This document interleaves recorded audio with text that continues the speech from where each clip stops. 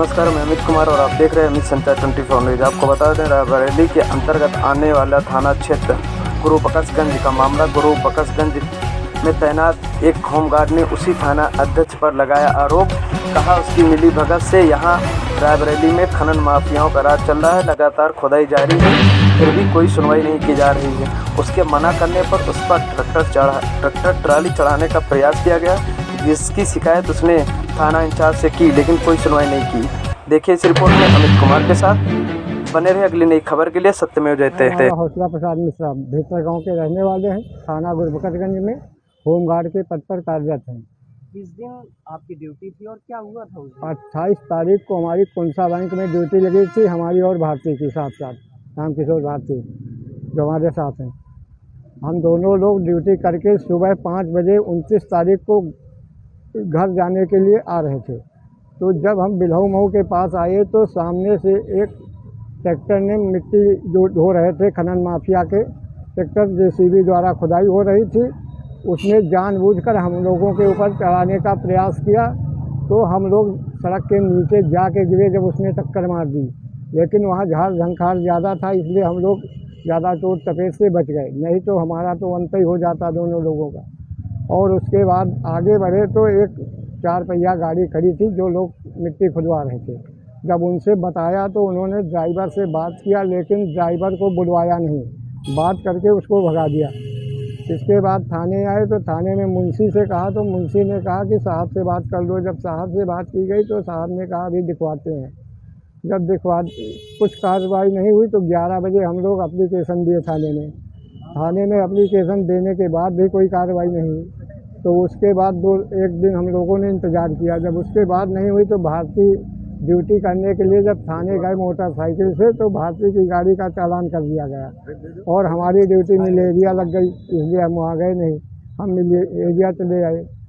और उसके बाद जो है हम लोगों का जब वहाँ सुनवाई नहीं हुई तो अब हम एसपी ऑफिस में साहब के सामने पेश होने के लिए आए हैं। हम ये चाहते हैं कि जिन लोगों ने हमको टक्कर मारी उनके ऊपर कार्रवाई की जाए और हम लोगों को पुलिस द्वारा प्रताड़ित न किया जाए। दादा क्या लग रहा है, खनन माफियाओं से पुलिस की मिलीभगत है जो आप लोग एकदम कार्रवाई की जा रही है? हाँ एकदम। थाना अध्यक्ष कौन है?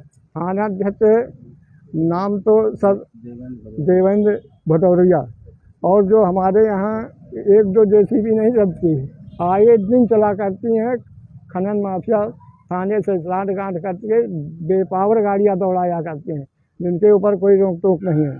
ये सब पुलिस की साठ-गांठ से होता है। जिस दिन टक्कर मारी उसके दूसरे दिन भी वही गाड़ी और वही ट्रैक्टर सब पूरी रात मिट्टी खुदवा रहे थे। एसजी रामकिशोर भारती कहाँ तैनात है और क्या हुआ है?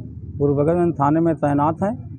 28 तारीख को हम अपनी ड्यूटी करने के लिए कौनसा बैंक गए थे और ड्यूटी समाप्त करके 29 तारीख को सुबह समाप्त करके घर थाने होते हुए घर आ रहे थे। तभी रास्ते में जेसीबी से खनन माफियों ने मिट्टी भरी ट्राली से टक्कर मार दी। उसके बाद क्या हुआ? उसके बाद हम गिर गए और उसके बाद गए जो खुदवा रहे थे उनसे बात की, बुलवाने के लिए कहा ट्रैक्टर को बुलवाए नहीं, फिर नहीं बुलवाए, थाने चले आए, मुंशी से बताए, एसओ साहब से बताए, और जब एसओ साहब से बताए फिर भी कुछ नहीं किए।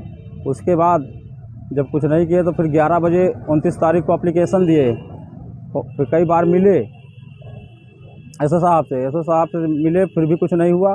उसके बाद में 2 तारीख को हमारी गाड़ी का थाने के अंदर ले गए, ना कोई नो पार्किंग का बोर्ड वहाँ लगा है और ना थाना प्रांगण में कुछ है। हम ड्यूटी देखने गए रात में, शाम को 9 बजे बावर्दी दुरुस्त, और हमारी गाड़ी का चालान कर दिया गया है।